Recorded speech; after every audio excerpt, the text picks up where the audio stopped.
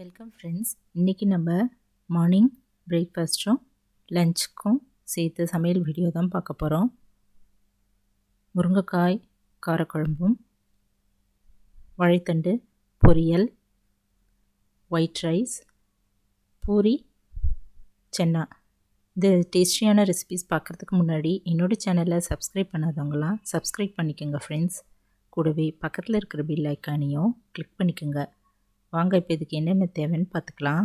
இப்போது முருங்கைக்காய் போட்ட காரக்குழம்புக்கு நான் ஒரு லெமன் சைஸ் அளவு புளி எடுத்து ஒரு கிண்ணத்தில் போட்டுட்டு கொஞ்சம் தண்ணி ஊற்றி உப்பு போட்டு ஊற வச்சுட்டேங்க. அரிசி நம்மளுக்கு தேவையான அரிசி தண்ணியில் போட்டு ஊற வச்சுக்கலாம். இப்போ நாள் நைட்டே சென்னா பண்ணுறதுக்கு நான் வெள்ளை கொண்டக்கடலையை தண்ணியில் ஊற வச்சுட்டேங்க. அதை இப்போ நம்ம குக்கரில் போட்டுட்டு முழுகிற அளவு தண்ணி ஊற்றிட்டு உப்பு ஒரு அரை டீஸ்பூன் போட்டுக்கலாங்க.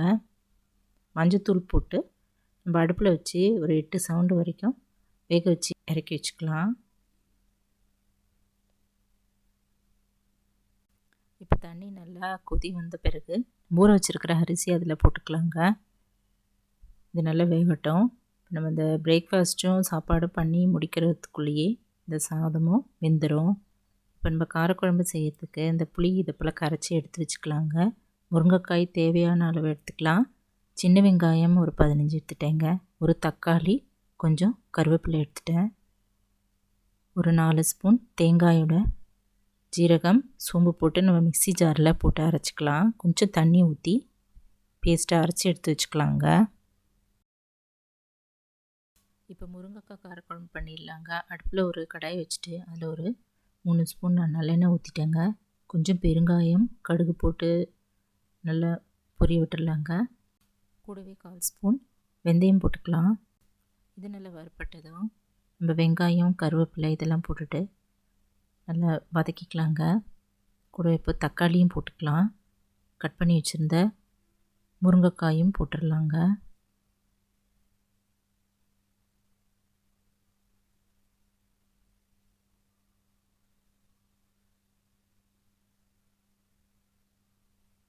இந்த தக்காளி வெங்காயம் வதங்கிறதுக்கு கொஞ்சம் ஒரு அரை ஸ்பூன் உப்பு இதில் போட்டுக்கலாம். ஏற்கனவே புளி ஊற வச்சதுலேயே ஒரு அரை ஸ்பூன் உப்பு ஊற போட்டிருந்தேங்க. ஊற போடும்போதே நான் போட்டிருந்தேன், அதனால் இதை பார்த்து போட்டுக்கலாம். இப்போ முருங்கைக்காய் போட்டுக்கலாங்க.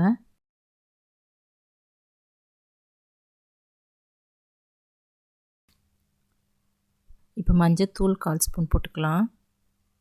சாம்பார் பொடி ஒரு 2 ஸ்பூன் நம்ம காரத்துக்கு தகுந்தபடி இதில் சேர்த்துக்கலாங்க.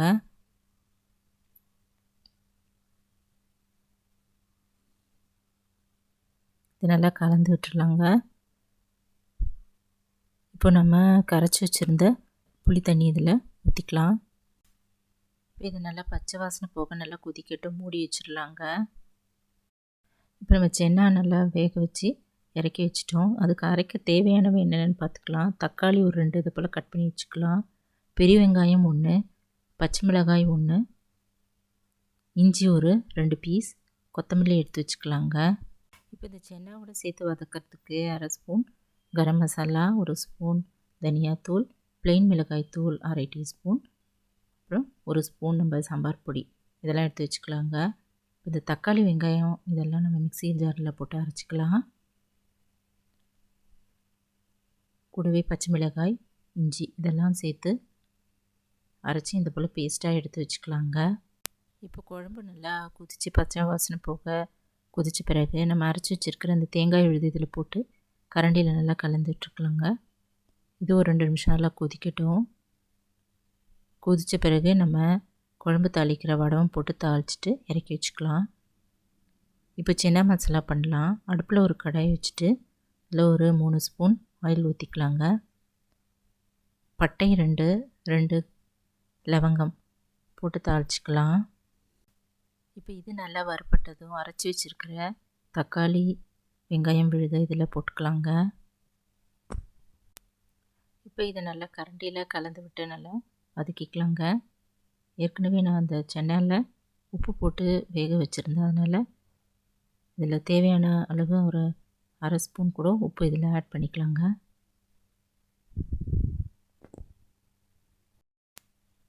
இப்போ நம்ம எடுத்து வச்சுருக்கிற எல்லா மசாலா பொருளையும் இதில் போட்டு நல்லா அப்படி கலந்து விட்டுக்கலாம். இப்போ நம்ம வேக வச்ச சென்னாவை ஒரு 2 கரண்டி எடுத்துகிட்டு நல்லா மசிச்சுக்கலாங்க.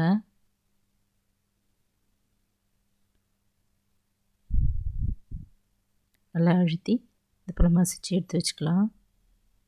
இப்போ இது எல்லாத்தையுமே அந்த கொதிச்சிட்ருக்கிற தக்காளி விழுதோடு சேர்த்துக்கலாங்க. சேர்த்துட்டு கரண்டியில் நல்லா கலந்து விட்டுடலாம். இப்போ கொஞ்சம் உப்பு நம்ம இதில் சேர்த்துக்கலாங்க. இப்போ நல்லா இது கொதிக்கட்டும், மூடி வச்சிடலாம்.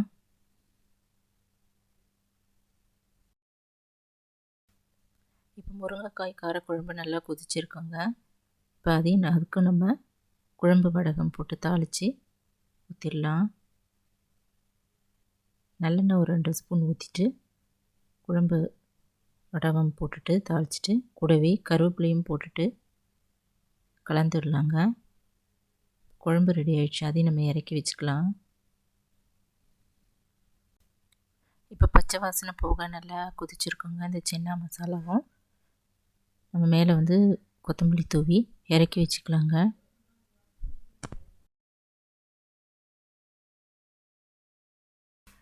இப்போது சாதமும் நல்லா வெந்துருச்சுங்க. ஸ்டவ் ஆஃப் பண்ணிவிட்டு நம்ம வடிச்சுக்கலாம்.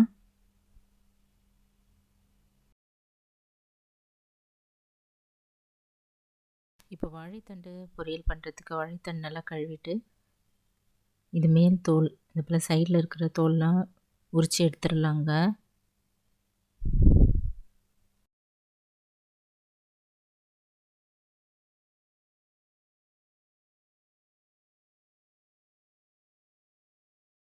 இப்போ இதில் நார் இருந்தால் கூட நம்ம கட் பண்ணும்போது எடுத்துக்கலாம்.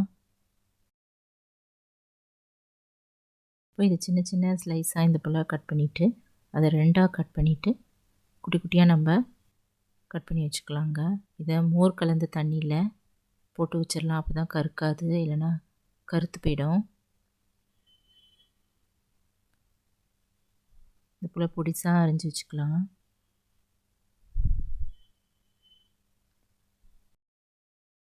வாழைத்தண்டு தாளிக்கிறதுக்கு ஒரு வெங்காயம் பொடிசாக அரிஞ்சு வச்சுக்கலாம், ஒரு பச்சை மிளகாய், கொஞ்சம் கருவேப்பிலை எடுத்து வச்சுக்கலாங்க. தேங்காயும் கொஞ்சம் திருவி வச்சுக்கலாம். இப்போ வாழைத்தண்டு பொரியல் நம்ம பண்ணலாங்க. இப்போ இந்த தண்ணியெல்லாம் நல்லா பிழிஞ்சு விட்டுட்டு கிணத்துல எடுத்து வச்சுக்கலாம். இப்போ அடுப்பில் ஒரு கடாயை வச்சுட்டு அதில் கொஞ்சம் ஆயில் ஊற்றிக்கலாங்க. எண்ணெய் நல்லா காஞ்சதும் பெருங்காயம், கடுகு, உளுத்தம்பருப்பு போட்டு பொரிய விட்டுடலாம். இது நல்லா பொரிஞ்சு செவந்ததும் பச்சை மிளகாய், கருவேப்பிலை, வெங்காயம் இதெல்லாம் போட்டுட்டு நல்லா வதக்கிக்கலாங்க. இப்போ நம்ம பிழிஞ்சு வச்சுருக்கிற வாழைத்தண்டு அதையும் இதில் போட்டுக்கலாம்.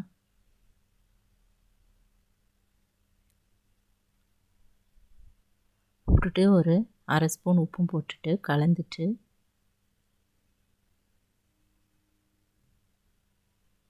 ஒரு 1/4 டம்ளருக்கும் குறைச்சலாக தண்ணி தெளிச்சிட்டு மூடி வச்சிடலாங்க. நல்லா வேகட்டும்.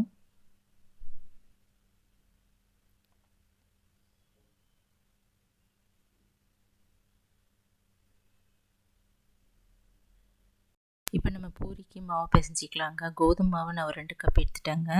கூடவே 1 ஸ்பூன் ரவையும் எடுத்து போட்டுட்டேன்.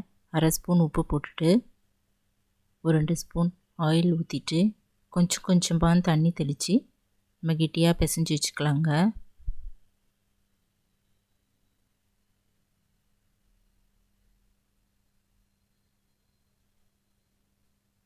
கெட்டியாக அதை போல் பிசைஞ்சு மூடி வச்சிடலாம்.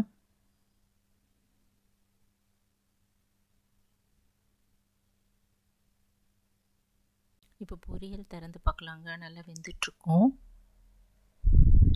இதை நல்லா கிளறி விட்டுடலாங்க. தண்ணியெலாம் நல்லா வத்திருச்சு.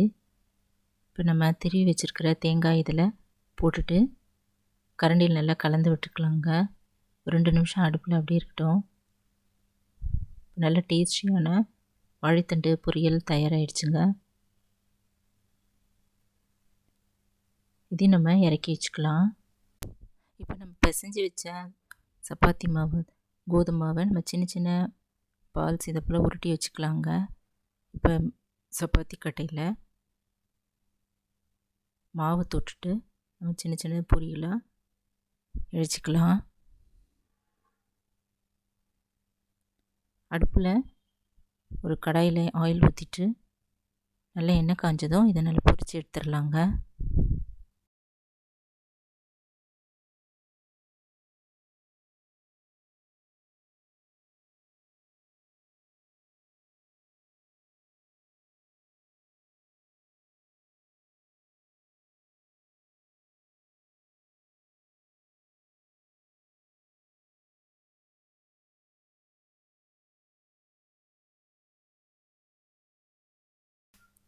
இது போல் நம்ம எல்லா பூரியும் பொரித்து எடுத்து வச்சிடலாங்க. இப்போ டேஸ்டியான லஞ்சும் பிரேக்ஃபாஸ்ட்டும் தயாராகிடுச்சுங்க. ஒயிட் ரைஸ், முருங்கைக்காய் காரக்குழம்பு, அதுக்கு சைட் டிஷ் நம்ம வாழைத்தண்டு பொரியல். மார்னிங் பிரேக்ஃபாஸ்ட்டுக்கு பூரியும் channa மசாலா தயாராகிடுச்சுங்க. கூடவே நான் தயிரும் வச்சுட்டேங்க. இந்த வீடியோலாம் உங்களுக்கு பார்த்துட்டு பிடிச்சிருந்தா என்னோடய சேனல் குக்கிங் வித் சித்ரா அன்பு சேனலை சப்ஸ்கிரைப் பண்ணிக்கோங்க ஃப்ரெண்ட்ஸ். தேங்க்ஸ் ஃபார் வாட்சிங். நம்ம அடுத்த வீடியோவில் பார்க்கலாம்.